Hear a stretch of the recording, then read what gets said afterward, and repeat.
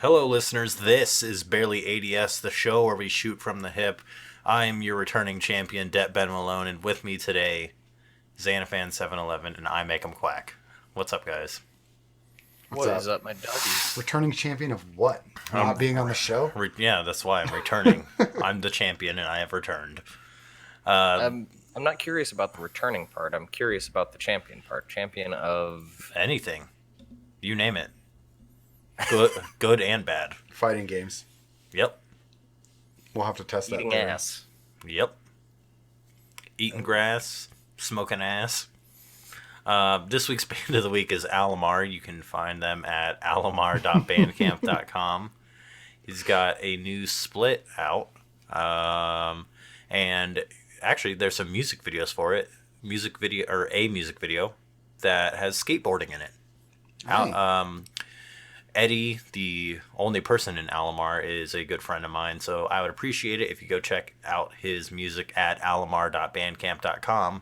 Again, that's alamar.bandcamp.com. ALOMAR. Yeah. If you want your band or anything on the show, send us an email. Send it to barelyadestinyshow@gmail.com. Get a hold of us on Twitter at barelyads, or you can jump into our Discord by going to our website, barelyads.com. Also, if you would not mind, there should be a link on that website to take you to our YouTube channel. Please subscribe. We got new videos up. Pokemon Let's Play videos. Yeah. We also have a bunch of new subscribers, so thank y'all. Now we only need 47 to get to that /barely ADS. Hey. We're halfway there. Getting subscribers. That's how that song goes. Also, you can go to patreon.com/barelyads to support us monetarily. It pays the podcast fees and other things like that. New content coming soon. Yes, we were just talking about that before the show. If you want Coming access, soon, TM. if you want access to our pre-show talks, too bad. Please, if you would not mind, also go over to iTunes and leave us a review, 5 stars only. Yep. Wow. We used to have the fastest swab in the West. Now, we got the fastest intro. Do we, though? Quick as a whip. I'm I going to heard say there yes. was a show that didn't even introduce themselves. Their intro was so fast. Which one's the Asian one? Exactly. Hey, video games. Let's talk about them. The ones specifically that we have been playing. Yeah. Well, Quack was playing Rocket League right before we started. Yeah, playing with a couple friends. The season is coming to a close for Rocket League, and I have not gotten all the wins I need in competitive to get my rewards. And they have like shiny card decals for this year's season rewards for ranked. So I'm trying to grind those out. Plus, this weekend is double experience to get cool looking stuff. Then I played some Dota Underlords. Not Teamfight I've been Tactics. No, I don't know everybody in Teamfight Tactics as well, so I feel like I don't play as well. And then I've just been getting hard clapped in Dota 2 Underlords as well, so I think I may just suck real bad. I have a pro tip Real for bad you. suckage. And it's yeah? It's kind of rogue. It's Mage and Dragon. Oh yeah, I did that. I came in like third with that one with Hobgin Oh yeah. guy. It's so good. But you can't use Morphling or the one cost guy with the whip. They suck. Razor. Yeah.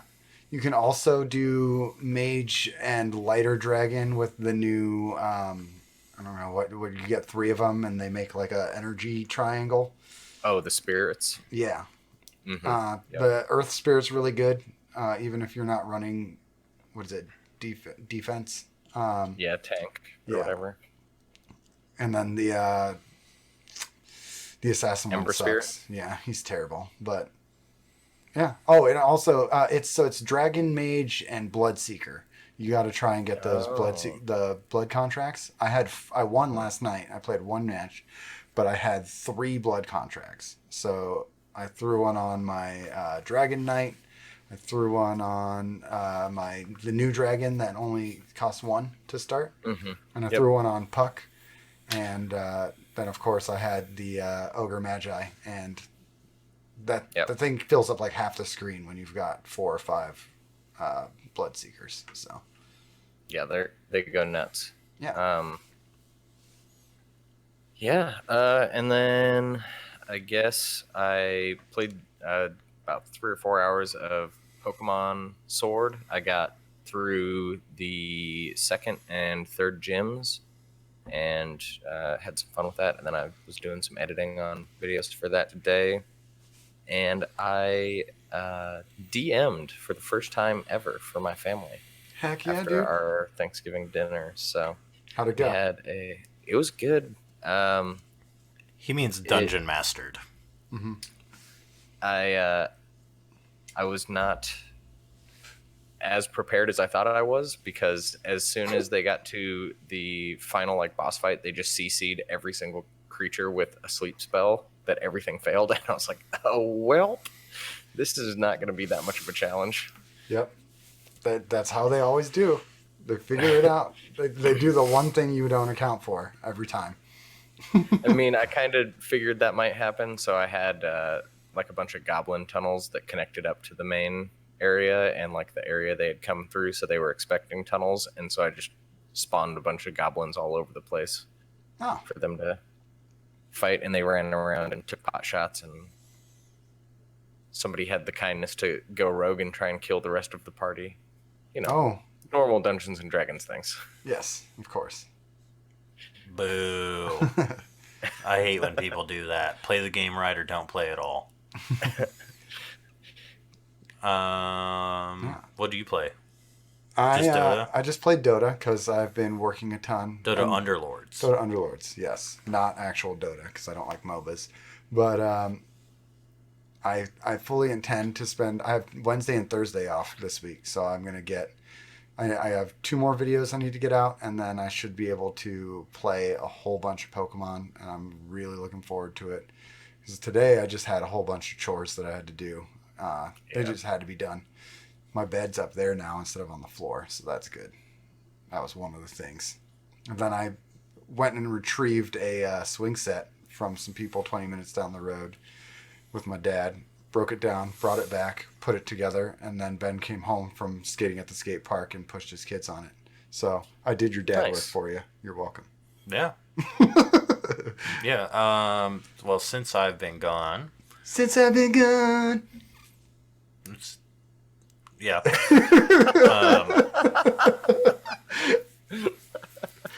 I uploaded a new video to my YouTube channel. You could look for Ben Malone. I have a YouTube channel. It's got a bunch of the old podcast and some very old like Kingsfall era Destiny like stream archives that are all chopped up, and there's like a million videos for no reason. Oh, you didn't click that don't separate into 15-minute segments button. I purposely did that so it wouldn't take forever to upload everything. Oh.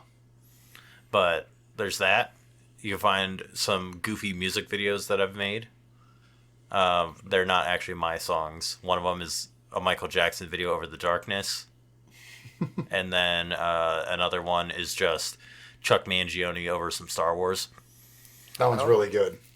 It's Yeah. really good. It's a weird one. Yeah. But more recently, I got my BMX videos up there, my progression videos. And if you're into that, you could go watch them. Those videos will not be coming out as frequently as they have been because I'm all progressed out. I'm at the point where I'm kind of need to just get better at the stuff I do know how to do before I can start learning new things. Because now, like, I'm not really good at jumping stuff, and I need to get better at jumping stuff so I can start doing tricks in the air. Yeah. And grind-wise, I mean, there's not much more I can do there. So, there's that. I started going to a new skate park during the week, Concrete Park around me. It's made for skateboards, and they decided to slap a nice old "No Bikes Allowed" sign there. Rude. But none of the skaters care. The community there is really good. Went to North Carolina today and rode an indoor skate park that allows bikes 2 days out of the week, and that park sucks. ate it real hard on the steepest quarter pipe of my entire life. It went from flat to vert in exactly like 3 feet. So Oh, wow. trying to do a 180 on that, landed nose heavy, went over the bars, and had a great situation where I fell and just kind of laid on the ground for a minute, and I just hear from across the park, "You okay?" And just gave him a thumbs up while on the ground. Just like, yes, I'm all right. No, I'm not getting up yet. I'd like to lay here a little while longer. Yeah, let me collect my thoughts. And then we went to a park called the Food Lion Skate Park, and that place was really cool. It's 4 bowls, but it's like on a hill, so they're like, it just keeps stepping down. There's just stairs between every single bowl. Oh, And it was really cool. Ended up there was 8 guys on bikes, so we had a nice session going. A couple of guys need to wait their turn before they go, but that's another story. Learn your skate park etiquette, guys. I'm trying to practice. rude. But yeah, it's a little bit humbling because I met a friend. I met a new BMX friend, and he's much better than I am, and all of his friends that we rode with are much better than I am. So while they're out doing real tricks, I'm just like, I'm learning how to jump. So yeah, did that. Cased my back peg on a couple of double peg grinds. Hey, that means that I clipped it on the wall of the ledge instead of actually getting it on top, and shifted my back wheel like 3 times. It sucked. Oof. You got to like loosen everything up and straighten your back wheel out again, and I'm just nervous that I'm going to destroy my back wheel or the axle on my new hub that cost me $100. I got my free coaster finally. We haven't done the podcast since that. Riding backwards is easy, turning around is not. And that's BMX that I've been doing. Nice. Also, I've been playing Jedi Fallen Order. How's that? That game is fun as hell. It's challenging, which I honestly was not really expecting. I've never played a Souls-like before. I mean, I played Bloodborne and was like, this game sucks. I'll probably get some heat for that, but whatever. But, I mean, people who listen to the show regularly will know I'm not really a fan of Star Wars. There's some cool stuff in Star Wars, but overall I'm not really a fan of that in general. But I do like lightsabers, and that's what you get to do in this game, is chop it up. So that's cool. I got a little surprise. I don't want to give it away because they've done a pretty good job of keeping one of the unlockables under wraps. I didn't know that it was a thing. I haven't seen any videos that show it, so there's a really cool thing in there, though, that I was super stoked to get. Yeah. I want to spoil it so bad, but I won't. There's some cool enemies too that you can probably assume are there, but I they did, don't outright say. yeah. I did find out that the best perk in that game is when you're sprinting, you can automatically deflect lasers, and it makes ATST fights extremely easy. Oh, no doubt. Because you just run at it until it drops bombs at its feet, then you dodge backwards and run around until the bombs explode, and then go right back to its feet. So yeah, Good technique. it's cool. It's like a Souls, like I said, it's like a Souls-like, which I was not expecting, and also it's kind of got that Metroidvania, like you got to backtrack through areas that you've already been. I do like that there's multiple paths to reach your main objective. I don't like that sometimes players don't get all the upgrades that they need because they're not really, like, if you take a different path than somebody else, you just won't get the upgrade. For instance, I only have 3 healing stems, and my brother who's playing it was like, I have 7. And I was like, what the hell? Geez. So I've been playing on like ultra hard mode apparently, because every time I get to a save point, like basically you can only save by resting, and when you rest, all the enemies respawn. So I'm barely getting to the save points. I have like no healing stems, and my health is like at half. So, but I will say they have spaced them out really well. Like it seems to be when I'm like, oh my god, I need a save point so bad, then like right then and there I'll pretty much find one. So Nice. That's cool. And it's like so much of Souls like that. Even when you die, you have to go hit the enemy that killed you, and that's how you get your XP back. because it'll sap you down to 0 XP. Like, basically, it takes you back to the last time you get a skill point. So if you don't level up, you lose all of it. And I've only lost all my XP once, and it sucked. But you level up fairly fast too, which I also like. Like maybe I'll level up like 3 or 4 times in an hour. So that's a pretty good clip then. Yeah. So it's nice. It feels like it should be more punishing than the game actually is. Like the systems make it feel like it's going to be very punishing, but it's not. It's a good game. I recommend that you play it. I've heard a lot of people saying Calvin Kestis, as I like to call him, is a really boring, dorky Jedi, and I didn't really get that. But also, I'm not extremely invested in the story. I just want to chop people. It's because he's super just like normal, and Jedi always have like a thing. The thing that gets me though is, when you request healing stims, sometimes he says stuff that makes him sound like a drug addict. Like, I'm hurting, BD. Can you help me out? Oh my God. And even more so because the actor was one of the guys on Shameless. So I'm just like, he's being a druggie. Yep. Calvin Kestis is addicted to stims. I mean, kind of. Yeah. He does take a lot of them. There's a lot of cool stuff that you can do in that game, and it's paced out really well. Respawn did a really good job. Yeah. I'm excited to play it once I finish Pokemon, which at the current rate is going to be in about 4 months.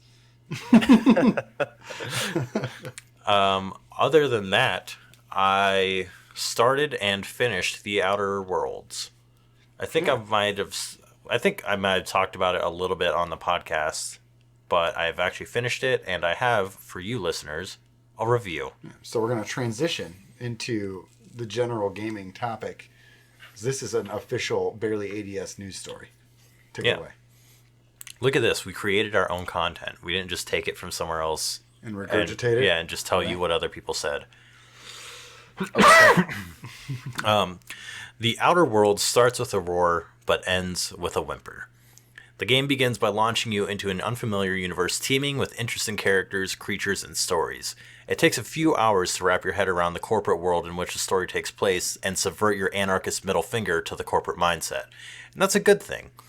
The game would be immensely boring if there was no thought to the morality behind siding with the corporations or the other factions. This is in large thanks to the introduction of a character named Parvati. Parvati quickly becomes people's most favorite companion, and for good reasons. She's very much so like Kaylee from the series Firefly, which is a great character. Yeah, and the Outer Worlds is very close to Firefly. Even at one point, there's a bunch of cows that show up on your ship, and I was like, it's a Firefly reference. She has a depth and kindness to her not seen in any other companions that you'll meet over the course of terrorizing Halcyon. The first time she takes you aside and begs you not to screw over the corporation, it gives hope that this game will have some real depth. Unfortunately, this is where the depth stops. The rest of the game is littered with middling jokes and tedious fetch quests. Sure, from time to time you'll get a cool weapon or run into an interesting-ish character, but nothing compares to the initial hours. Most players shoot their way through any situation they can't speech check their way through, and blaze past endless diary entries inside the ever-frequent terminals. The story inevitably ends with a serviceable conclusion, but nothing great. The weapons leave a lot to be desired, as you will most likely end the game with the same gun you picked up on the first planet. There's just not enough of them, or the ones they have aren't very interesting, and the gunplay is below average. I mean, it's not Fallout, but it's not Bungie gunplay either. This is the problem with most of the game. It's fine. I didn't feel the same excitement and wonder that I get from a Bethesda game. I never had to know how a quest was going to play out. Just go here, shoot that, and come back. I found myself bored at times checking off side quests to try and level up before hitting the next story beat. Not because I needed to either, but just because I could. The game has a fair amount of perks and skills drop. The game has a fair amount of perks and skills to drop your hardly earned points into, but none of it's useful or interesting. The game is insanely easy even on the hard difficulty, so most of your skill, perks, and systems go unused. When I neared the end of the Outer Worlds, I ran into a problem of not knowing where to put my skill points. Not because I had to make a tough decision, but because I just didn't care where they went. I already had everything useful hours and hours ago. Though the Outer Worlds starts amazingly, it ultimately falls flat. When I first started, I was already planning my second playthrough, and when it ended, I was just happy to play something else. This isn't to say that I hated my time playing the Outer Worlds, but I wasn't itching to play it like I do with some games that are truly amazing. Much like the skill points I assigned, I didn't do it because I wanted to, I did it because I could. 7 out of 10, or whatever score means, meh. Yeah, good enough to play, not good enough to write home about. Yeah. The game is fine. And I know that some people may be like, what are you talking about? The Outer Worlds is absolutely amazing. And I'm very happy that you enjoyed the game. But coming from a huge fan of Bethesda games. And Mass Effect. And Mass Effect, which I compared it to Bethesda, but it is very close to Mass Effect. It just wasn't that interesting. Hey, maybe now's a great time to try out, well, no, because you're playing Fallen Order. If you weren't playing Fallen Order, now would be a great time to play Andromeda. That's true. I have been looking into playing Andromeda, despite FUD. It's fun. I gave my my praise on it a couple episodes ago. Oh, I don't listen to the show if I'm not on it. Or if There's no you're better reason to play a game than spite. Yeah. Yes. Hey, Fudd wore a three-piece suit every day his senior year, specifically out of spite. That is dedication. Yeah. Yeah. All right. In other general gaming news, we were just talking about Fallout, and Fallout 4 has some new content available from the Creation Club, is what I believe it's called. Mm-hmm. And you can go back to the Capital Wasteland, specifically back to the GNR building. If you guys remember Three Dog, that's where Who you're. can forget Three Dog? If you forgot Three Dog, was that song "Forget About the Forgot About Dre" or whatever? Yep. Yeah. Yeah, don't forget about Three Dog. That's what that song. I should never be knew remade. about Three Dog. Well, you don't play good games. I don't play Bethesda games. Yeah, so I don't have much information past that. I watched a YouTube video and looked up like one article. I kind of wanted to keep myself in the dark a little bit because I want to go check it out for myself, being that I'm a big fan of Fallout. Specifically Fallout 3. Man, it would be the best Fallout if you could aim down sights in that game. It's pretty dang good. Mm-hmm. All right, so this is a very, very light news week. So we've been kind of holding on something, and it's great because this is the last month of the decade. So Quack had brought to our attention some cool articles. We're going to talk about the best games of the decade. Yeah. So what sparked this for me was an article from the AV Club called "The Most Important Games of the 2010s," and they basically start off by saying these aren't necessarily like the best games of the year, but the most important games of the year. So let's just go year by year. I've got the game they put as the most important, and then I've got a handful of other games that came out that year, and we can talk her out. So to start it off, in 2010, their pick for most important game of the year was Minecraft. I played the shit out of Minecraft. I've sunk so many hours into Minecraft. It's almost ridiculous. Well, for the whole decade, it's been top of the charts pretty much, too. Oh, absolutely. This game It's does been not one of the stop most selling. played things. Yeah. I mean, when you're looking up like how to make spheres in Minecraft and stuff like that, like I got like deep into it for a while. Mm-hmm. So a couple other games that came out in 2010 for comparison. Super Mario Galaxy 2. I played it. It Yes. was amazing. Super Mario Galaxy 2 was very good. Mass Effect 2. Not the best of the series, despite what everyone in the games industry says. But still very Red good. Red Dead Redemption. Mm-hmm. Mm-hmm. And then Alan Wake came out in 2010. Now that's not a great game, but it's an important game. Because that weird TV show tie-in. Yeah. It kind of was one of those first, like, expanding what a video game is to other forms of media. Yeah.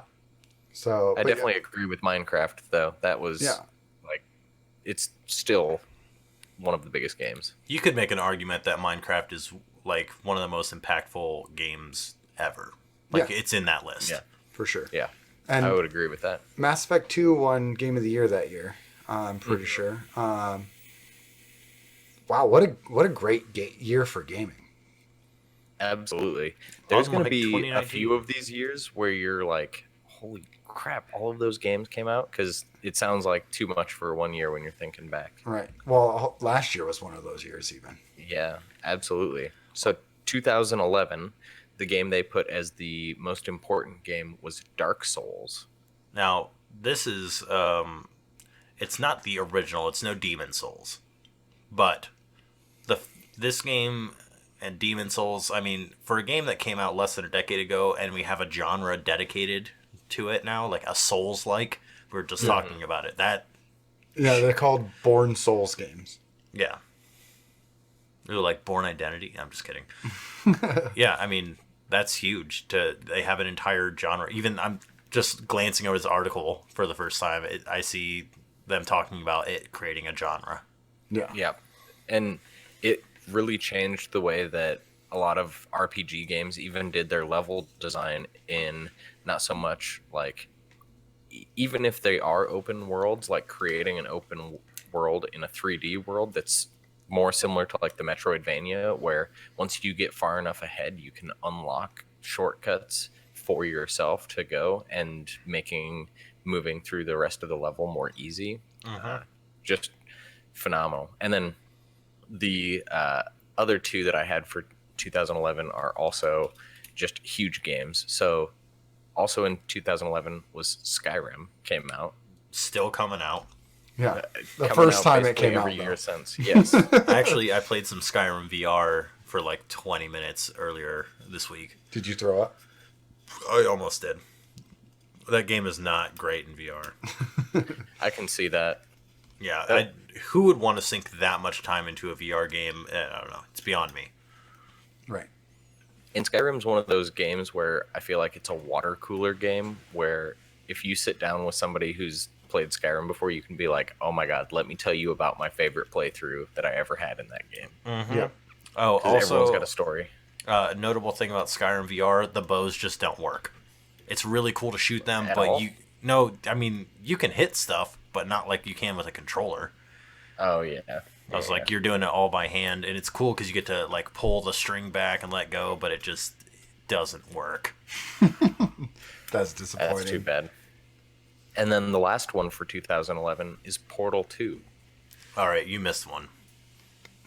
L.A. Noire. I definitely did miss one.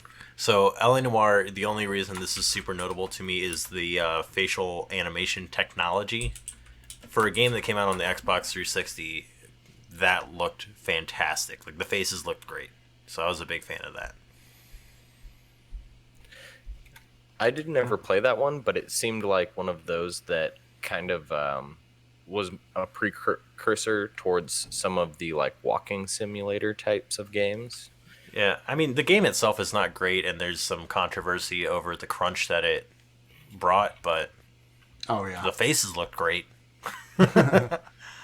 Otherwise, it was like a bad GTA with a weird mechanic in it. So, moving on to 2012, what they put, and tying right into walking simulators, they had The Walking Dead from Telltale Studios. I love that game. That was the first Telltale game I played, and I cried at the end of Walking Dead Season 1. Oh, man. Did this come before Wolf Among Us? Yep. Oh, This okay. is the first one they did. Okay. So this is the beginning of a new genre again. Yeah, pretty much. The beginning of the end. Yep. Oh, no, they're back. Kind of. Kind of. Kind of. Telltale has a big sign out front that says, under new management. Yes. So I feel like this was kind of the,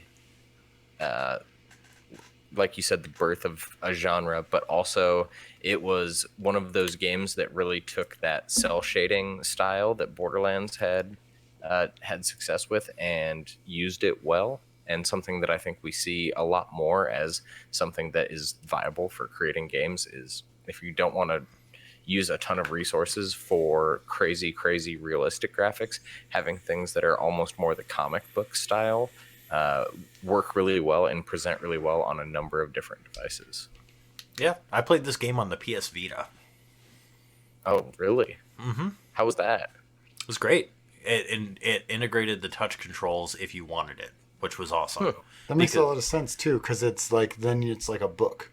Yeah. You bring it with you. This game was also available on iPad and stuff like that. So the touch controls for some people were all you got. The only downside was there was a bit of lag with the controls, which doesn't matter when you're just picking options. But when the QuickTime events come up, let's just say I got eaten by zombies a lot.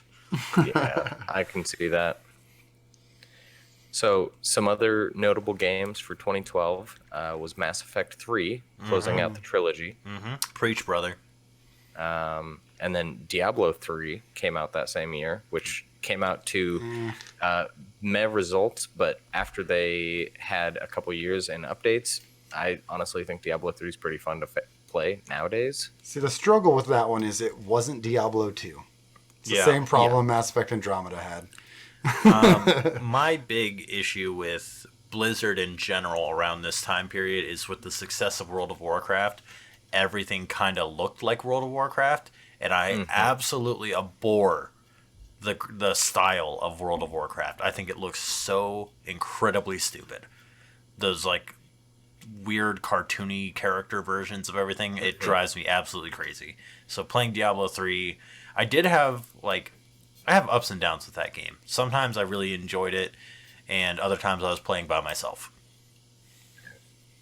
Yeah. But we used to have Diablo 3 nights. I think Diablo 3, like Diablo 2, is best enjoyed with friends. Because solo, it can be a little, like, joyless. Yeah. It feels tedious. I played through Diablo 2 easily 20 times. Oh, yeah. Diablo 2 is a great game. Nobody's trying to say Diablo 2 is a bad game. No, yeah, for sure. And I also, I had a Burza. I think I've talked about this Burza before, but that Burza was amazing. It's the greatest thing ever. Listeners, Diablo 2 brought us something that all podcasts should use in their intro, which is stay a while and listen. Exactly. I mean, Deckard Cain is a man who knows what to say. God, Cal Level 2. Cal Level, yes. Deep Cut Blizzard. That's all we care about. Moo. Moo. Moo. Moo. And then you said Borderlands 2, right? Borderlands 2 also came out in 2012. Again, with kind of the cell shaded style of like Walking Dead, and something that really expanded the looter shooter even beyond what they had in Borderlands 1. And then another one for 2012 was Spec Ops: The Line, which, if no one played it, was interesting in that as the game went on, it became more and more apparent that you, as the U.S. player going into this place and shooting at people, were doing the wrong thing, but you were only doing it because the game told you to. So, like, early on in the game, the people are fighting back and are, yelling and throwing grenades at you, but near the end, it is like people will lay down their weapons and run from you, and the game's like, all right, you got to kill them to progress the level. And so you do it anyway, and then it shows what your actions and demonizes you for doing it. Just a really interesting take on the shooter genre and how it structures the layout and how we achieve goals in shooters and how it's perceived. That's and really then interesting. And then 2012 was a year where I listed a ton of games that came out because it was a crazy year. Also in 2012, The Last of Us. fantastic. We don't yeah. even need to talk about how great that game is. Go listen to our archives. Yeah. Guild Wars 2. I've never even played that game. It's a free-to-play MMO that just it took a giant chunk of players out of like World of Warcraft and EverQuest and a bunch of stuff. World It of was Warcraft really big for a long sucks. time. It's still really Journey big. came out in 2012, Oh, which is a beautiful game. It's one of those where you can play it 2 times in an hour, and both times it will leave you breathless. Far Cry 3 came out in 2012. Jeez, Far as Cry well. 3. That was an awesome game. Yeah, that's a landmark for the series.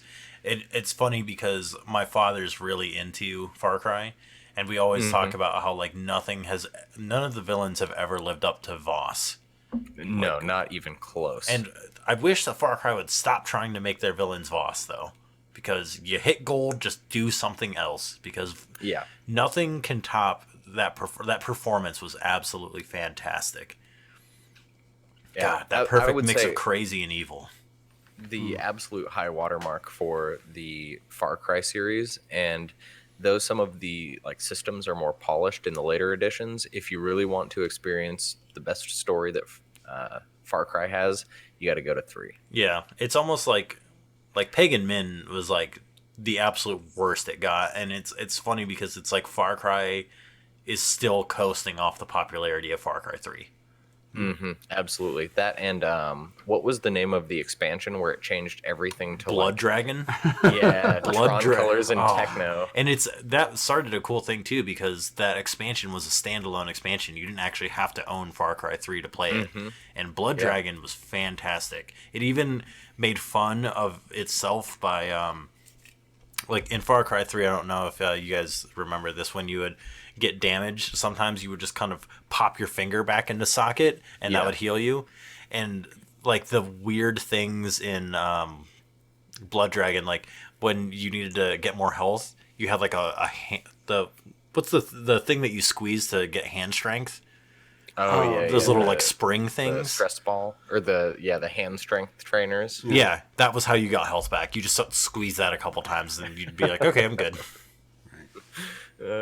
also from here until like 2016, I'm gonna not know a whole lot because this is my gaming blackout period. Blackout. So These are definitely games to take a look at on Steam, because a lot of them are there and cheap and are not that long to play through. Have you ever yeah. played a Far Cry? no, You should do it. You should honestly go and play Far Cry 3. It's really, really good. I probably will. Yeah. That sounds like something I'd be into. Yeah. And one of the things that I like that the Far Cry scratches the itch and not a lot of other games is the like going up against a stronghold and you go around the entire thing, like circling around it and pointing out where all of the enemies are and planning how you're going to attack it, and then like trying to take the entire thing by stealth. It's Oh, super like fun. Assassin's Creed. Well, it's with a like gun. Assassin's Creed, but it's a little different in the way that the game approaches it, I think. Okay. Yeah, let me paint a picture for you, Steve. You've marked everyone. You've taken your silent sniper and you've gotten all the guards on top of their towers that are going to find you real quick. So you stealth down into the actual base and you walk up behind somebody, stab them in the neck, take that guy's knife, throw it at somebody else, run up to them, pull out their gun and shoot somebody. Like it's like the chain takedowns in that game are fantastic. There would Amazing. be times where I would take out 4 or 5 people just by stabbing them, taking their knife, running, stabbing somebody else, taking their knife, stabbing somebody else, and it makes you do. I love games that you can do really badass stuff, and it's not super hard, but it's not like automatic. You know what I mean? Because it's kind of automatic in Assassin's Creed. Yeah, Assassin's Creed is very much like, oh, I just pressed the button and I did a cool thing. This is like you would stab somebody, it would kind of slow down time for a second and give you the opportunity to look, and the prompt would come up on the controller, press the left stick towards somebody else to continue your chain. Mm-hmm. So you would go towards somebody else, and you're kind of like looking around being like, okay, if I chain this way, then I'll be able to hit this next guy, and then you basically can end up on your last one by like pulling that guy's pistol out of his holster and shooting somebody else. Okay. Oh, it's so good. And taking out the alarms. Oh, Far Cry. What a game. So, moving on to 2013, after a fantastic 2012. Just a real joy of a year. The most important game, according to the AV Club, was BioShock Infinite. BioShock Infinite.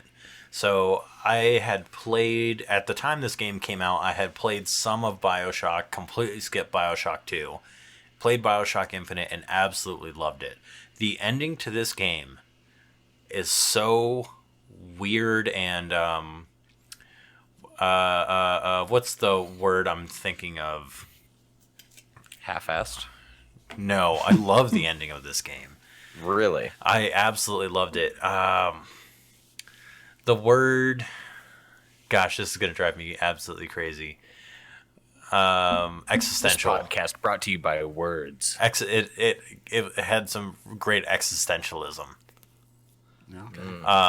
It kind of like, I'm playing through it, and the ending kind of was just like making you question like the why you're even playing a video game. Like, it broke the fourth wall, and I was like, I like this. I very, very much like this. I'm not sure I understand the ending, but I had many conversations while on pot, talking about like the implications of the ending of this game.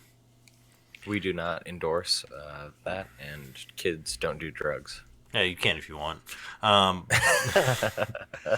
tried to go back and play BioShock Infinite maybe 6 months to a year ago, and it's kind of boring.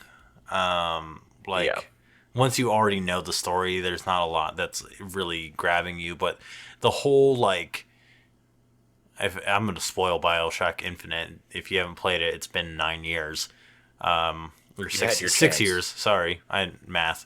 The whole, like, you are Comstock bad guy, like, weird loop and, like, time travel, dimensional travel kind of thing was real weird. I do want to go back to that game and play the Rapture DLC, because I really liked going back to Rapture. Nice. So the other games that the article noted were Last of Us, which I looked up, and it actually came out in 2012. Yeah, it just came up on Game of the Year lists for 2013. Yeah, because it came out really late. It came out. It came out in 2012, and they released it remastered for PS4 and Xbox One, or for PS4 in 2013. Oh my god, dude! The Last of Us is so incredibly good. Hyped on Last of Us 2. Drafty is currently playing it. He hit me up this morning asking a couple questions, and like me and like Jay, he thought he was a lot further in than he was. But I was like, but you're at the part where it starts to like steamroll to the end, and you're not going to want to put it down. That's a game I will never give spoilers for. Nope, never. It's so good. So the other ones listed are Super Mario 3D World. I never played. That's a Mario game. But Mario games are generally good. And then it said Ridiculous Fishing was a big cell phone title. Banner year. Banner year for video games. And then a couple 2013 games that I pulled up were Dota 2, which I feel like, as far as important games go, is pretty huge up there with, League. Yep. It finally gave League a competitor. Yeah. And then also in 2013 was Grand Theft Auto 5. How is that not on this list? Like on the list of this website? Because it's still just Grand Theft Auto, but it's like it's like Pokemon, right? All right, so Grand Theft Auto is the same basically every time, and that's why it sells, because they already have the formula, just like Pokemon. Even though this Pokemon was a bad Pokemon, it's still the best-selling Pokemon ever, and people is the fastest-selling Switch game of all time as well, because it's Pokemon, and people who like Pokemon really like Pokemon, and they went and bought it. Counter argument: Grand Theft Auto 5 is probably the best games of service game that's ever come out. Well, yeah, they're still supporting it 6 years later. Yeah, and it continues to be a top seller month after month for 6 years. Yes. Yep. It still costs $60 to buy that game. Well, and the newest content drop for Grand Theft Auto Online was in the news, like, 2 months ago? The casino, and that was huge. Like, with all the loot box talk and how that's all gambling, they literally opened a casino that you can use real money at. Yeah. I mean, In you a can't cash 6-year-old it out, game. but I mean, I just finished, like, we talked about on the podcast where I was playing the heists over with some of my friends, my IRL friends back from Ohio, and, like, the game still holds up. It's fun gameplay still. Like, just driving around and shooting people doesn't get any better than that. By the way, remember that rumor we talked about that Grand Theft Auto 6 was going to come out as a launch title for PS5? Yeah. They were saying something about that maybe being confirmed. Oh. Like, because Interesting. with that leak, they also leaked a bunch of information about the PS5, and all that information ended up being true, so it gave some credibility to that. So possibly, let's look out for February, an announcement of Grand Theft Auto 6. Right. Which means it'll come out in about a year. Hot tip: get your stocks ready. Buy Rockstar. Rockstar, Not sure if they're not publicly the energy traded. Drink. They are not, but they are owned by somebody, and I can't remember who right now. 2K. No. I think this company also owns 2K. Okay. Well, buy stock because, damn, especially now with PC Grand Theft Auto, is that out now?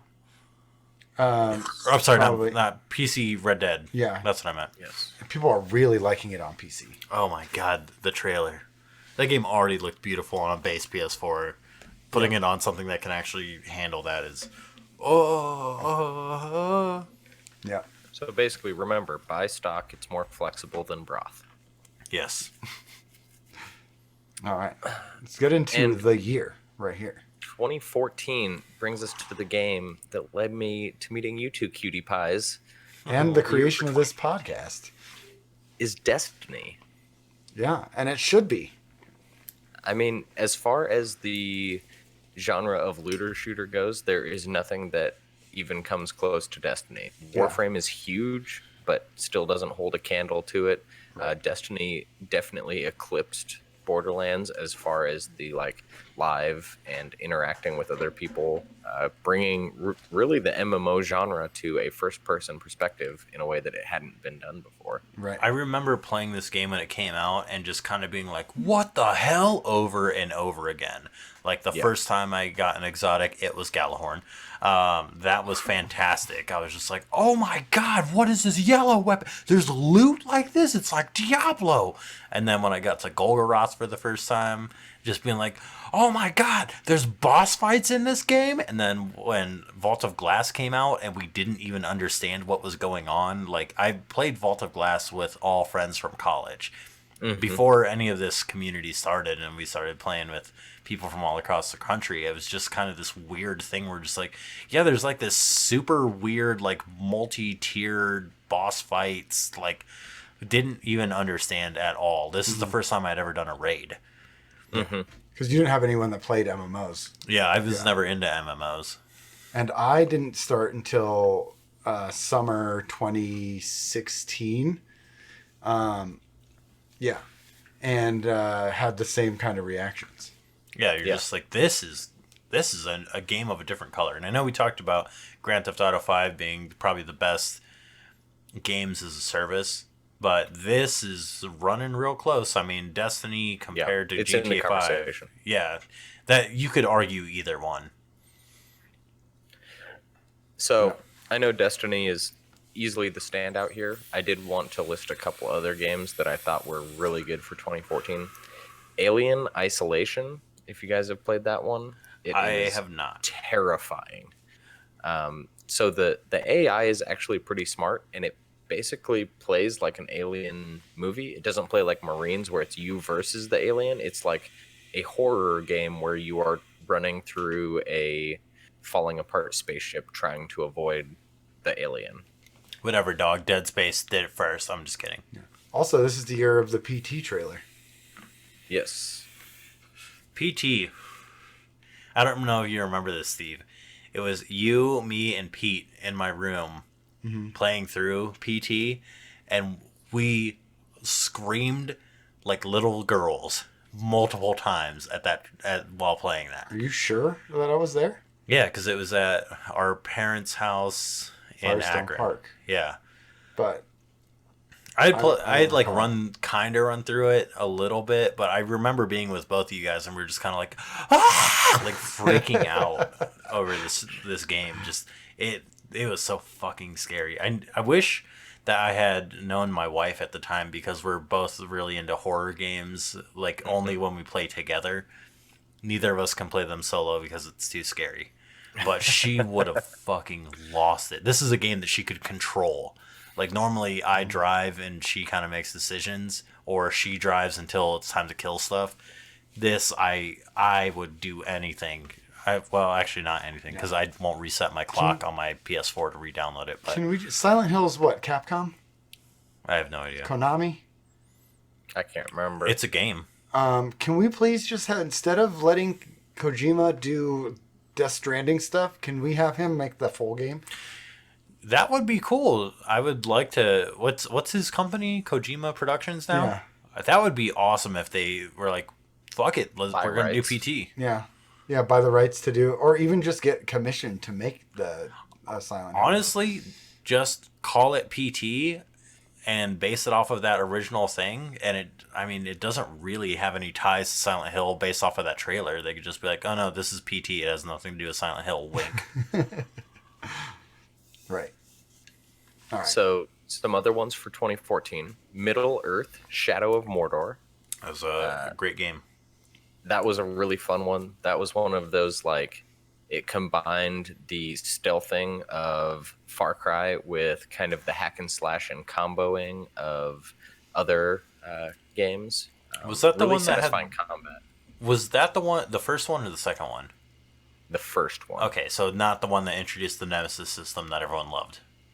No, it had the Nemesis system, but it didn't have it fleshed out to the point where you were like waging war and like starting invasions with it. It was just, there was a hierarchy of different commanders that you tried to control. Yeah, that was a game that one of my buddies was playing, and I grabbed the sticks for a couple of times, and I enjoyed it, but I never actually played that game. But I enjoyed watching it, and I enjoyed the small amount that I played. Yeah, that was one that I played start to finish. My biggest gripe with that game, still to this day, kind of pissed about it. The final boss fight, the very last thing you do to beat him is a series of QuickTime events. Oh no! That's how I feel about the first BioShock, where I'm like, final boss fight, lame. Right? And so much of the rest of the game was just absolutely brilliant, and you invested in all of these skills for like taking down just hundreds of orcs at a time by like teleporting behind them and slitting throats and stuff. And then the final boss fight is just quick time.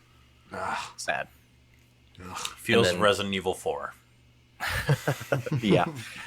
An otherwise brilliant game, just marred by that. Maybe they'll fix it in the remake. The other two, Dark Souls 2 and Dragon Age Inquisition. Which is the beginning of BioWare's struggles. Dragon Age Inquisition. Fun game, way too long. Yep. Way too long. I intend to play it. I've only played like an hour and a half. Okay, What I will tell you only is played, get out of the hinterlands as fast as goddamn possible. You've only played 78 and a half hours less than me. And I still didn't beat the game after 80 hours. I always do the mage where you end up turning into the sword spell. Yeah. And once I got to sword spell, that game was broken as hell. I just would demolish dragons without even trying. You just basically didn't take damage anymore. So I mean, if you're into games where you can just break it, you can definitely break Inquisition. Wasn't that Fallout and Skyrim and stuff too? Yeah, but those are a little bit harder to break. Like it takes more hours to break those games, and you have to kind of plan it out and spec it out right. Like Skyrim, I got to the point where I would cast spells and it literally would cost me 0 mana. So, but that's from like, I like that kind of system breaking where I'm like, okay, if I take an alchemy potion to increase my blacksmithing, and then I can make a set of armor that will make me enchant stuff better, and then I also take an enchanting potion, and then I'll enchant the armor I actually want to use. You know what I mean? you could Yeah. end up getting your percentages way too high. Yeah. Gotcha. So that's the end of 2014, and that gets us halfway through the decade, which is where we're going to ask for your community engagement. Write us reviews of your favorite games for the 2010s. Please Yeah. and thank you. I really do want to know, like, if any of our listeners want to go through, and you don't have to do it for every year, or you can do it for just 1 year. Give us your favorite game of the, like, favorite games per year of the decade, or what year you thought was the best. Just let us know. Put it in the podcast questions on our Discord. Yeah. Or send DM us an somebody. email to barelyaDestinyshow@gmail.com, or get a hold of us on Twitter @barelyads. I want to know, because I want to read this stuff, since we're coming up on the end of a decade and the end of the year. Right. And I especially want to read the review 4 years later from one Admiral Nips about because this has got to be his favorite game, and it's the most influential game according to the AV Club for 2015. Which is The Witcher 3. Yeah. I am so pissed. This game was 75% off on GOG, and I didn't buy it because gosh. I read the email like the day after the sale ended, and then I checked, and it was like $60, and I was like, "Fucking Christ! I could have gotten this game for $15." Oh my gosh. Yeah. Okay, so This- I have a friend who was obsessed with Skyrim. And she was like, I need a new game because I played Skyrim like 15 times. But like I don't know what to play. And all I have right now, she just had a kid. So like basically Switch is her only option. And I thought for a minute and I was like, you know what?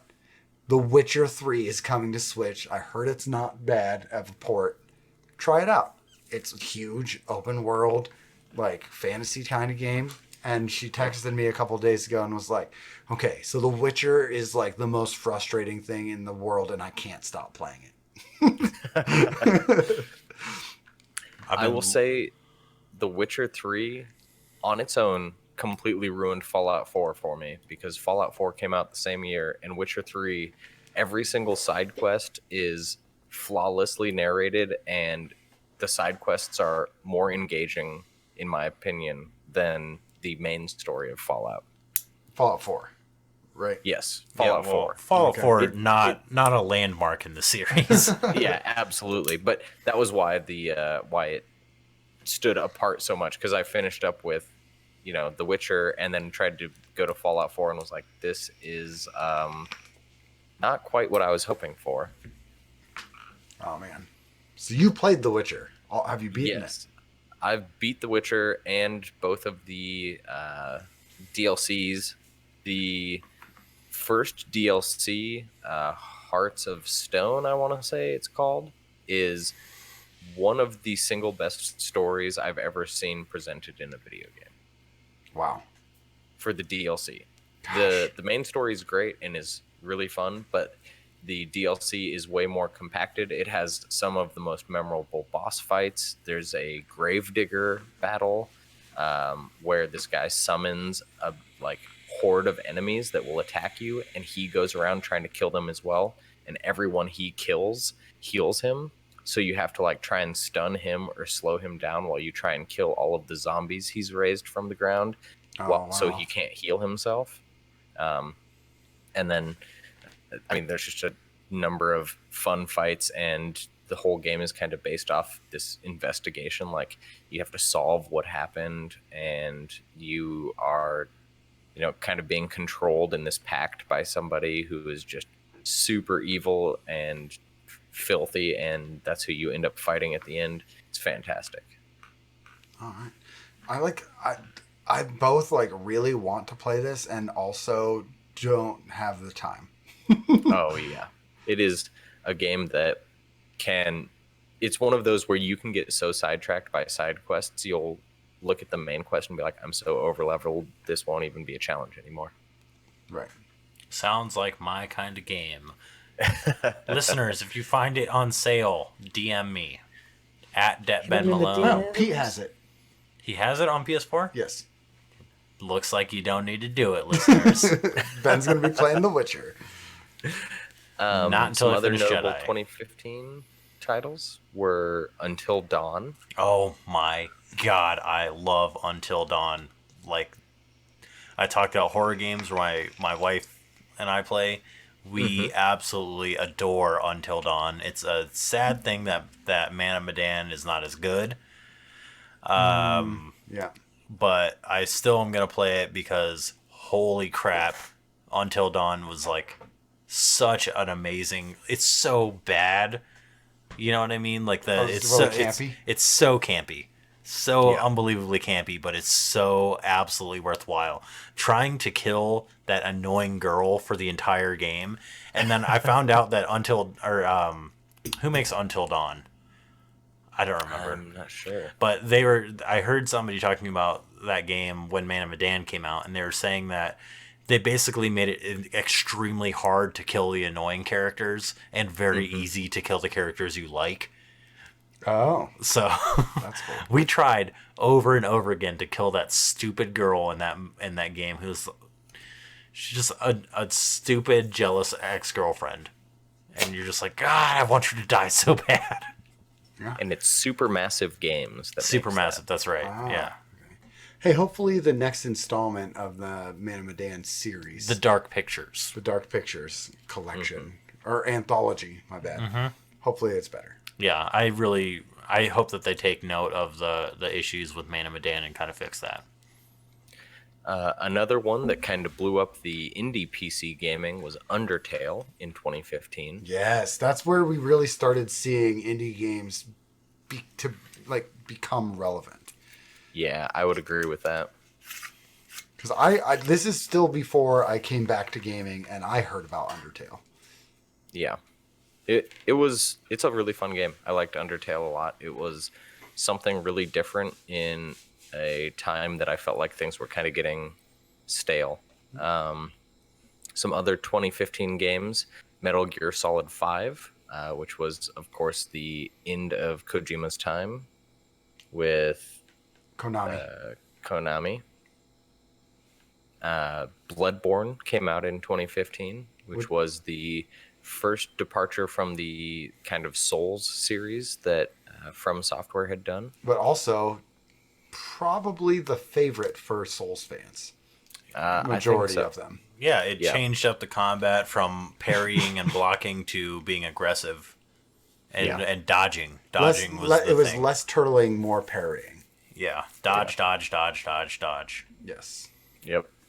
Also in 2015 was Fallout 4, which is probably the low mark for the series. Yep. And Super Mario Maker came out in 2015, Which was on the Wii U.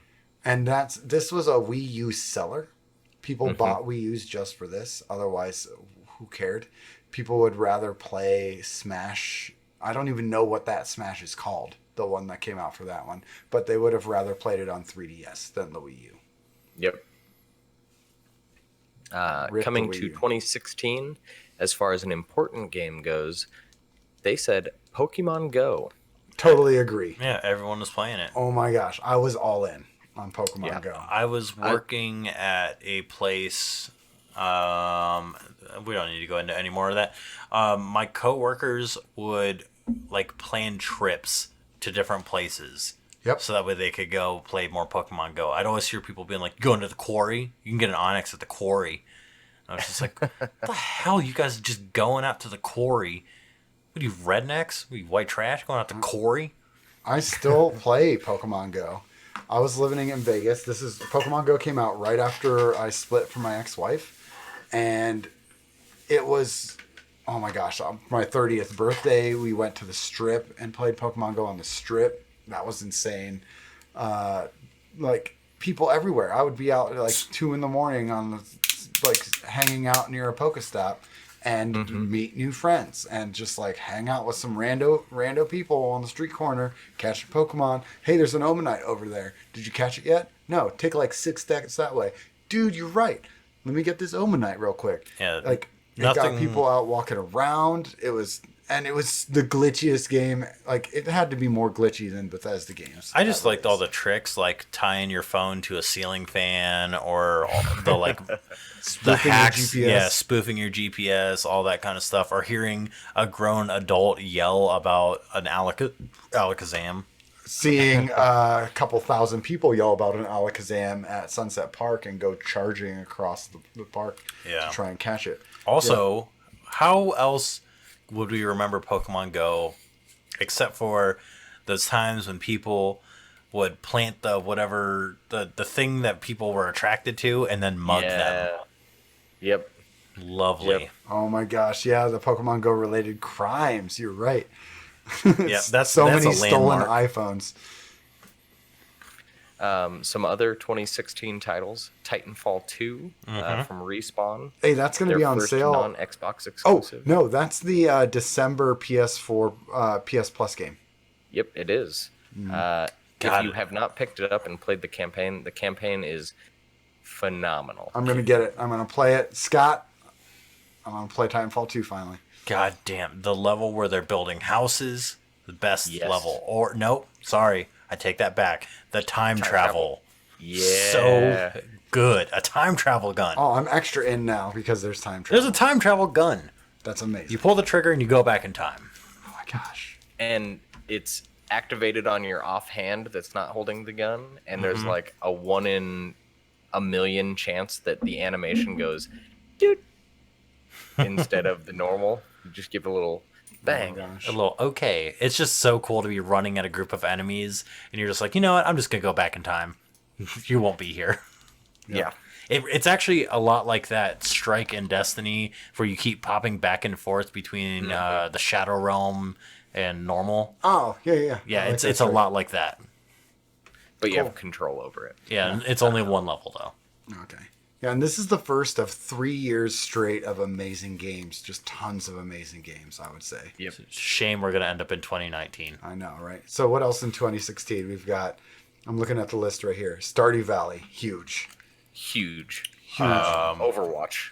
Yeah, Yep. ridiculous. It created, like, it made esports relevant Yep. in the mainstream. I love Overwatch. Uncharted 4. Dude, Yep. okay, so when I split from my ex-wife, one of the things I got a PS4, and I got the Uncharted PS4, and I played that first, and what a great game to come back to gaming to. Yeah. Um, And then I got my TV and a computer and my car and stuff like that. But like that, follow that up with Destiny. Great back into Destiny. That was the first Uncharted game I had ever played. And 4? then- yeah. Same. Have you played Thief's End? I think that's the That is 4. 4 is the Thief's no, okay. End. What's the Lost Legacy or something? Yes. Something like that, That's the first one without Without Nathan without the writer. What's her name? Amy. Hennig. Yes.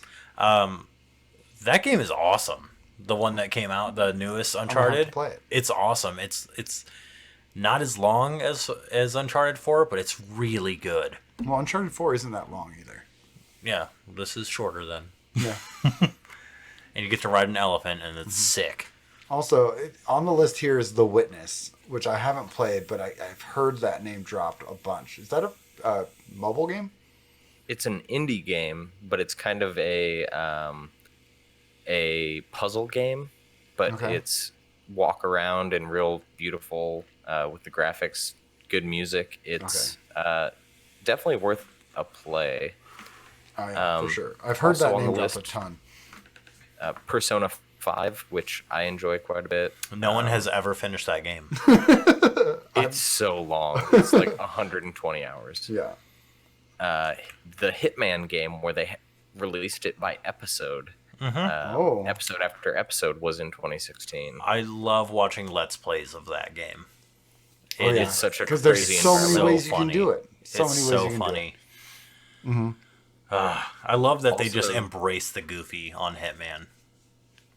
The very much loved Doom remake came out in 2016 All with right. one of the best video game soundtracks in recent memory. I got about 6-7 hours in that game before I stopped playing, And that's not due to that game not being good. It's because I found a BMX game and was like, oh, fucking BMX. Right. And then also in 2016 was Dark Souls 3. We get to the third one in the series. Right. From Software really had a decade for themselves. Banner decade. Right. Yeah. And we got What are they? They're on about a every 2 year schedule. It seems. Pretty much, yeah. Yeah. what's their They last had a little one? bit of time between Sekiro. Dark Souls 3 and Sekiro, which was this year. Right.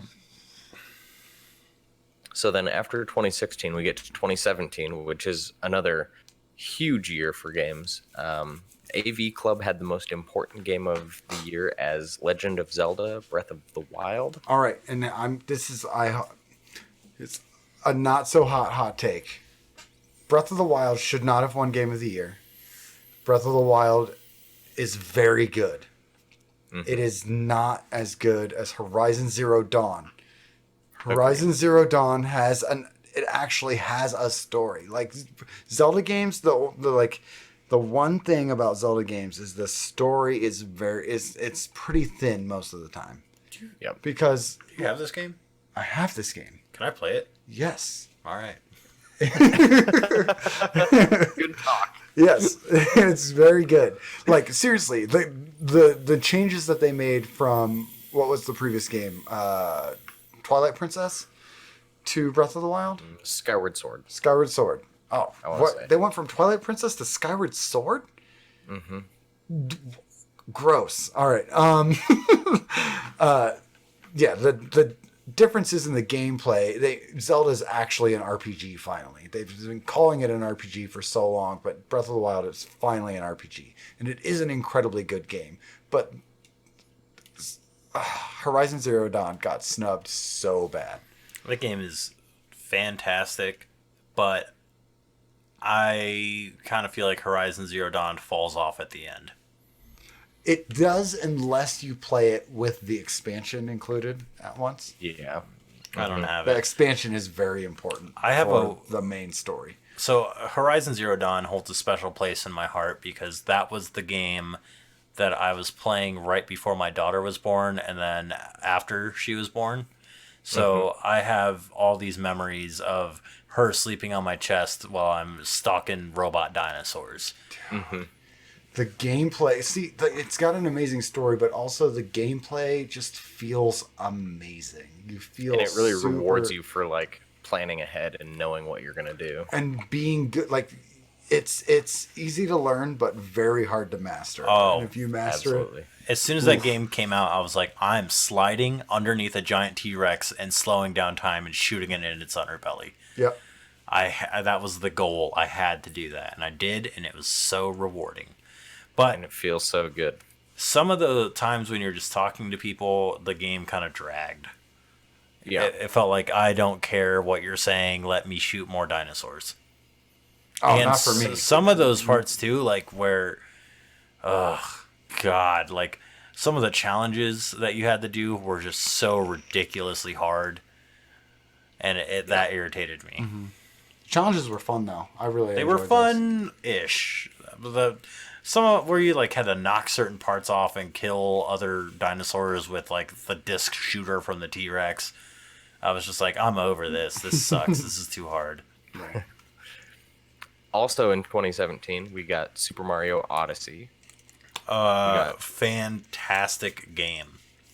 I never liked Mario games, but Never. Not even Sunshine. no, I Not even Galaxy 2. I don't like Mario games. Especially, them like platformers, garbage. But for a game where all you can do is basically jump, holy crap, Mario Odyssey is so much fun. You should try Galaxy 2 and Sunshine. Well, basically, my wife was playing it, and so I would just play it when she couldn't beat stuff.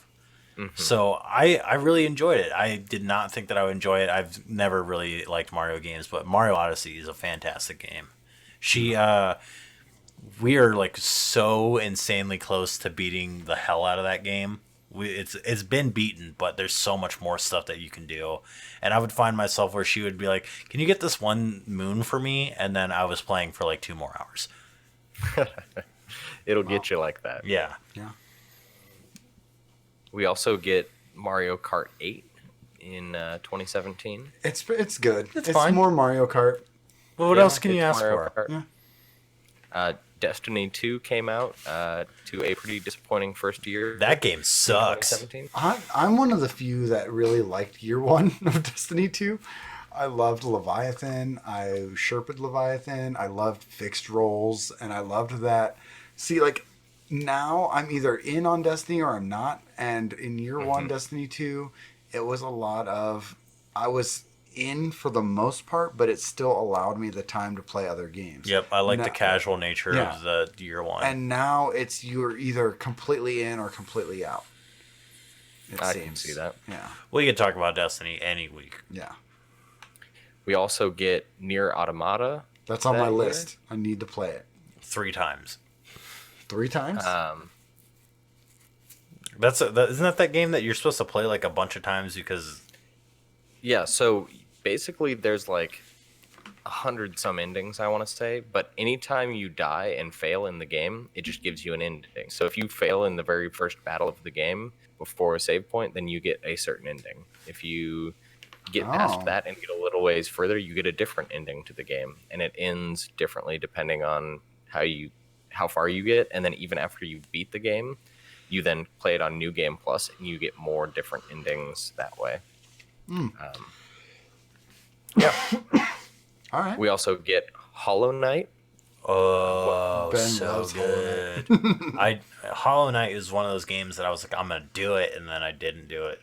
I've spent a solid week on the first boss fight. This is one of those games that taught me. This actually really helped the Jedi Fallen Order. It was the first game that I played where I was like, you need to study the boss's attacks and go into that boss fight knowing that you're going to fail it over and over again because you're just learning how to beat it. How to dodge. So maybe you and should how to try get damage. Souls or Bloodborne now. I probably will after Jedi. I'll probably go back to Bloodborne because I have that game. And I'm used We to dodging. also dodging. Dodge. We also get What Remains of Edith Finch. Also, 2017. also on my list. I need to play that game. It's supposed to be really good. Highly regarded, they say. Yes. That is what I've heard. And we also get PlayerUnknown's Battlegrounds. Oh in my 2017. god, the lulls. All the lulls on that Also, game. the beginning of the end. Yep. I'm glad that, Because- that Battle Royales have kind of fizzled already. Right. We're just like, oh, okay, yeah, this is done. We're over it finally. With Battle Royales, 2018, the most important game according to the AV Club is Fortnite. We can move on. I mean, it's all hard right, to all argue right. against it because of how huge it is and I- as its importance. All right, so here's the thing, and this is going to lead into the next conversation. Yes, Fortnite brought gaming into the regular world. The mainstream. Yes, the mainstream. But I hate that this is the game that is considered to be the most influential of 2018 because you also get God of War, Celeste, and Red Dead Redemption 2. Yeah. I'm going to go ahead and say Red Dead Redemption 2 completely blows Fortnite out of the water on this one because have you played it?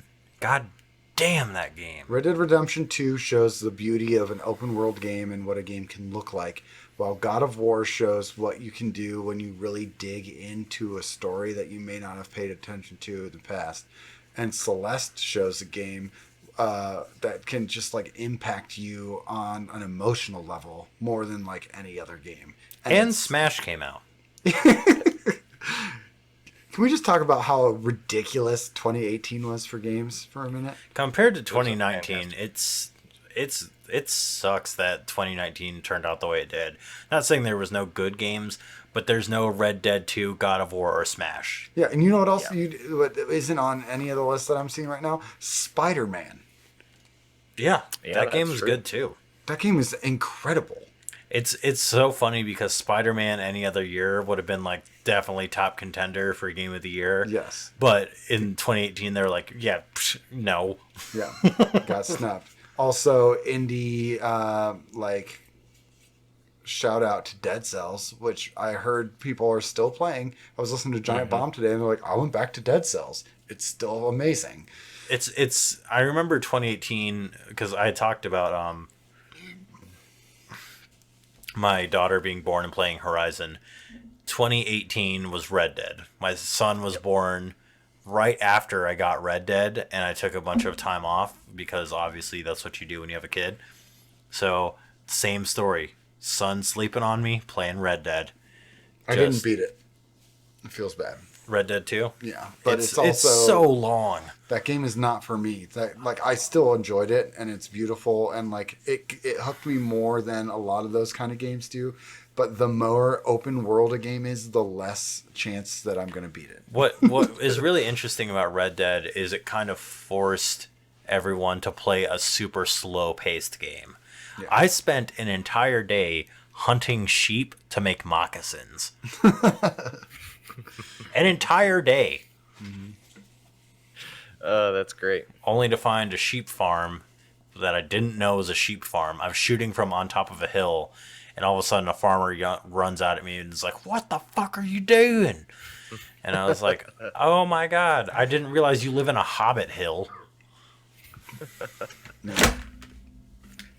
And that rounds out 2018. And if you want to hear the games that are standouts for 2019, you can listen to our last episode where we go over the Game of the Year award nominees.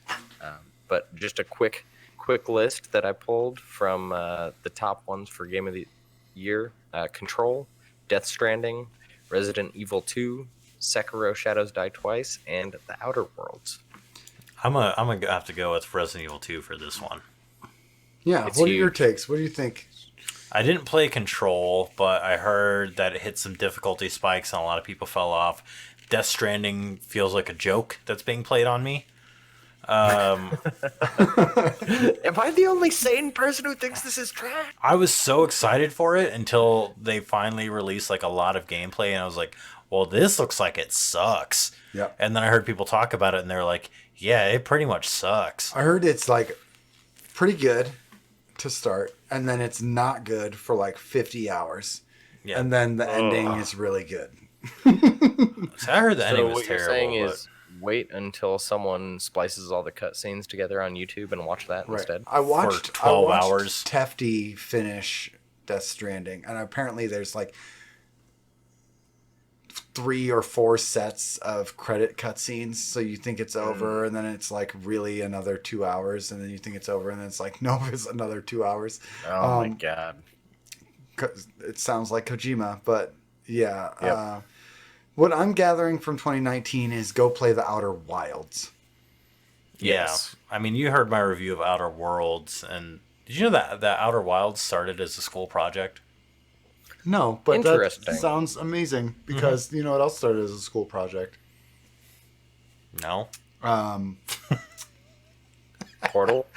No, gosh, it's a movie, and I'm totally blanking now. It's not Bruce Campbell movie. The Joker. The Evil Dead. Oh, really? Yeah. But Resident Evil 2, I didn't finish.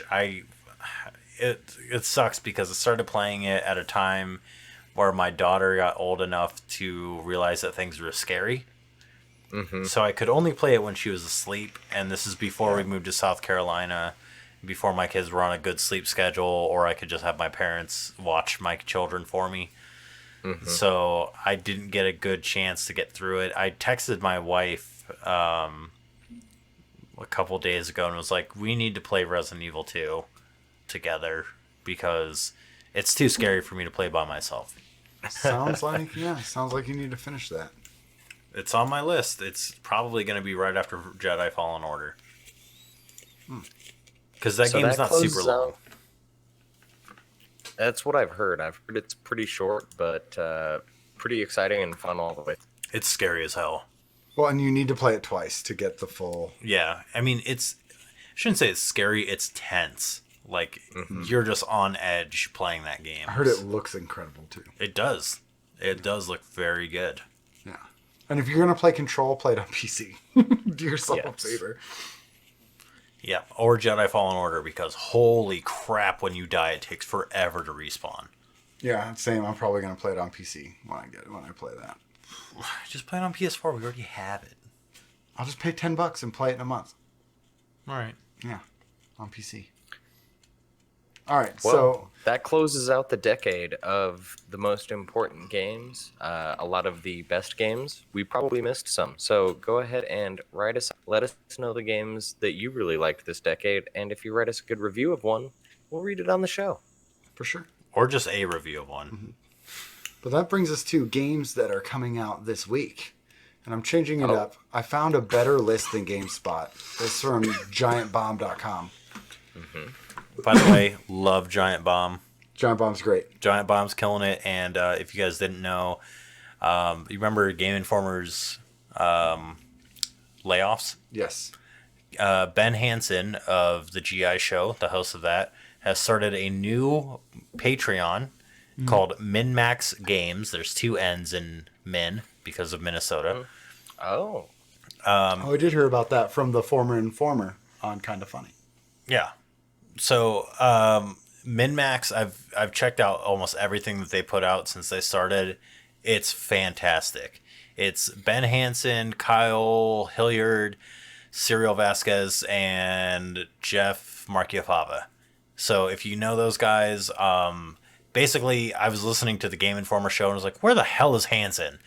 And I checked out MinMax and was like, oh, this is like the Game Informer show, but better. Because So he gets to do what he wants now. yeah. All right. Including a wonderful series called Min Snacks. And I got to see Cyril Vasquez and Ben Hansen just review different types of s'mores. And it was actually really good. But it's a very good podcast. It's very long. They're like 3-hour podcasts. So buckle in, you RNG Cast fans. Yep.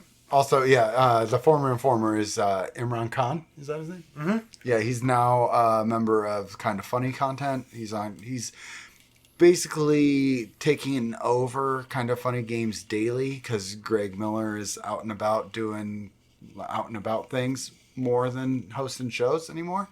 And I kind of like his takes better than Greg's, if I'm being honest. Emron Khan's a good listen. Yes.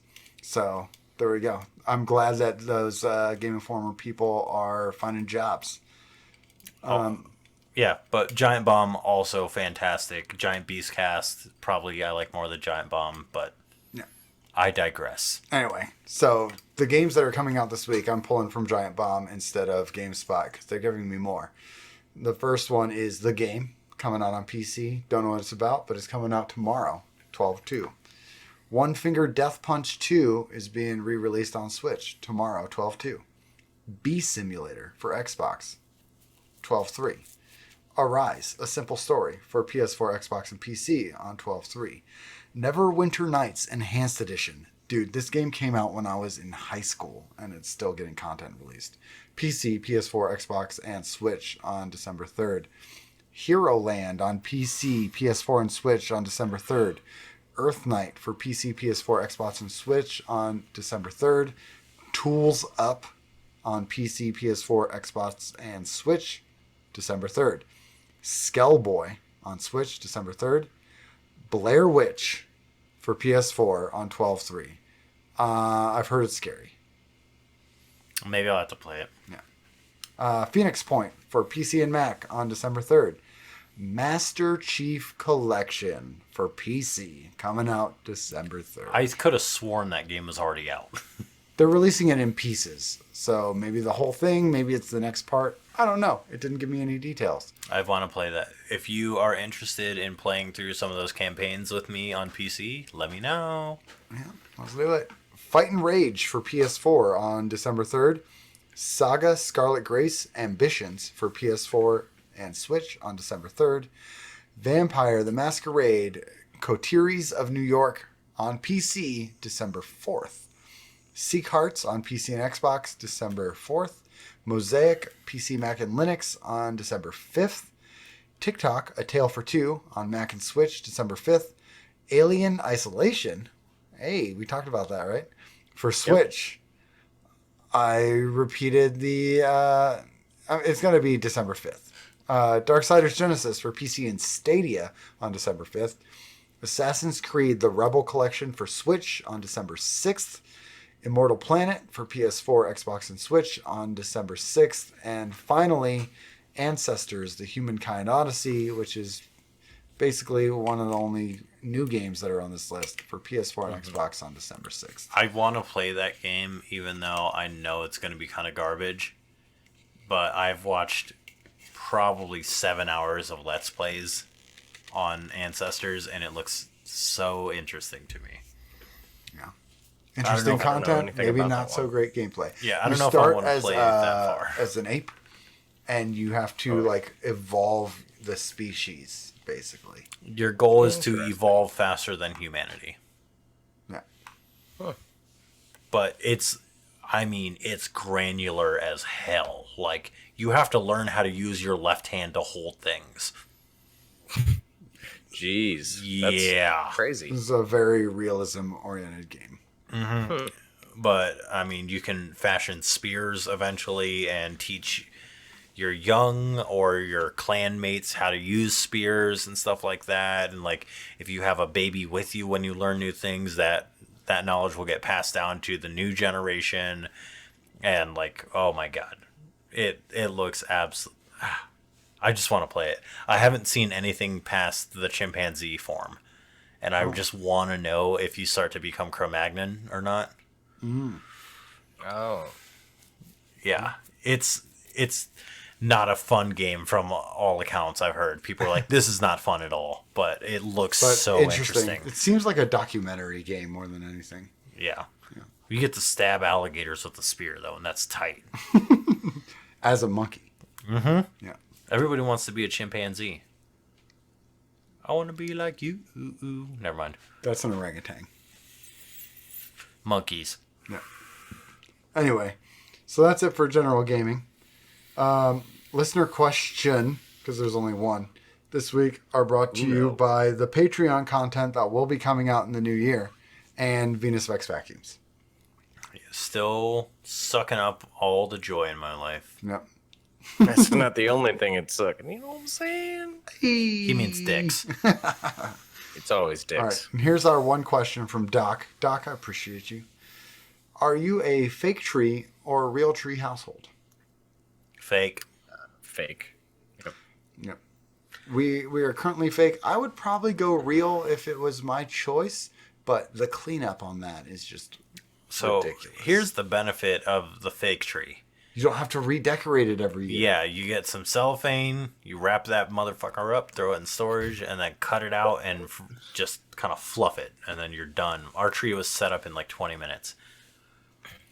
Ours folds down, but we live in an apartment, so we just have a small one, and then we take it out and then make a afternoon of hanging up all the ornaments and stuff. Yeah. What I really like is these people that have developed the it's 1/4 of a tree, but you put it in the corner, and it's kind of like shelves, and I really like that. I want to switch over to that.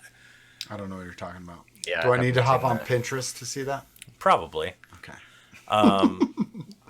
Imagine a 90-degree angle that goes up in the shape of a tree. This is a visual bit. And then you just kind of have some circular shelves going in between there, and you just slap some tree-ness on there. And it's great. They got PvP-ness and tree-ness. Oh, speaking of decorations, I finally framed 2 decorations that I got from an ex-girlfriend almost a year ago. And I'm really stoked to hang them up. They're cats as superheroes. So I have Captain America cat and Bat cat and a moose that's dressed as the Flash. And I ordered 3 more that came in yesterday. Wonder Woman cat, Flash cat, and Spider cat. Oh, I got to get frames for those, and I'm going to put them all on this wall. I'm going to get more cats as well. And don't tell my dad, but we're going to get him a Red Leader pug print for Christmas. I didn't know that. Well, I'm going to get him a Red Leader pug. They're only $13, so I'm going to get him a pug with the Rebel pilot helmet. Y'all looking pugly out there. Yeah, it's going to be fantastic. that So hurts. for future streams, I'm going to change my camera location. You're going to be able to see the wall of superhero cats, and it's going to be fantastic. A real Nice. Caterwall. I can't wait. Yeah. Anyway, that's That the was show. a catastrophe. Don't be a pussy. All right. Well, I hope nobody's listening after that. I hope they're all listening. Remember that this is the best podcast that's ever been, and you can find it at twitter.com/barelyads, barelydestinyshow@gmail.com. Go to our website, barelyads.com. Make sure to hop in our Discord. Band of the week has been Alamar, alamar.bandcamp.com. Make sure you go purchase some of that music. It's $3. That's it. That's $3 for the price of a cup of Starbucks coffee. You could support a local artist for a price of less than a venti, which is a big one.